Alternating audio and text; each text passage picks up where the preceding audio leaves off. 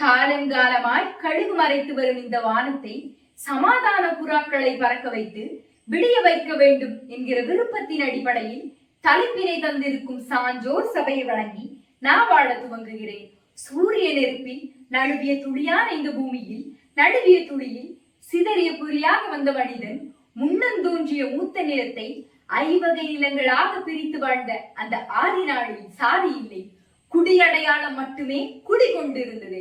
முதற் திணை குறிஞ்சியில் குஞ்சில் வாழ்ந்தவர்கள் குறவர்கள் என்றும், இரண்டாம் திணை முல்லையில் கால்நடைகளை வளர்த்து வந்ததால் ஆயர்கள் என்றும், மூன்றாம் திணை மருதத்தில் வேளாண்மை செய்து வந்ததால் உழவர்கள் என்றும், நான்காம் திணை நெய்தலில் பறந்து விரிந்த கடலில் மீன்பிடி தொழில் செய்து வந்ததால் பறந்தவர்கள் என்றும், ஐந்தாம் திணை பாலையில் வீர செயல்கள் செய்து வந்ததால் மறவர்கள் என்றும், ஐந்து குடிகளாய் ஐக்கியமாய் வாழ்ந்த நம்மை 400 சாதிகளாய் பிரித்த நயவஞ்சக சக்தி எது?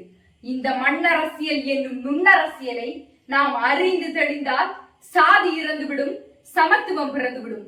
ஆமாம், சமத்துவம் பிறந்துவிடும்.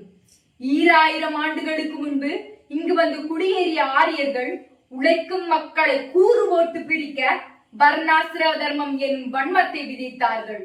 நாமார்க்கும் குடியெல்லாம் நமனை அஞ்சோம் என்ற அப்பர் பெருமான் அரசிச்சம் கொண்ட போதும் அந்த கொடுமை தீரவில்லை. ஒன்றே குலம் ஒருவனே தெய்வன் என்ற திருமூலரின் தீர்வும் எடுபடவில்லை.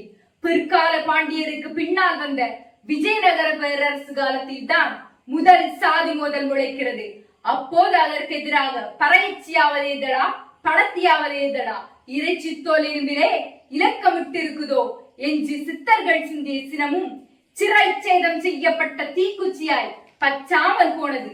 அடிமை விலங்கொடுத்து விடுதலை பெற்ற இந்தியாவில் தொட்டால் தீட்டு பார்த்தால் தீட்டு என்கிற சாதிய துவைசத்திற்கு எதிராக அண்ணல் காந்தியடிகள் அகிம்சை புரட்சி செய்த போதும், சட்டமேதை அம்பேத்கர் சட்டமேற்றிய போதும் சாதி இறந்ததாய் செய்தி இல்லை.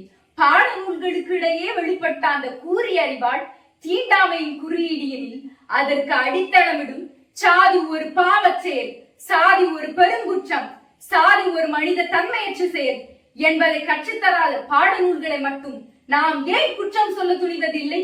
இமைகளில் இமயம் தூக்கும் வாலிபர்களே, உங்கள் இலக்கியது வையத்தை வலிமை செய்வதா, இல்லை சாதி போதையில் சதை கிழிப்பதா? அன்னை தேசம் காப்பதா, இல்லை ஆணவ கொலைகள் செய்ய அறிவாள் தூக்குவதா? எது உங்கள் இலக்கு?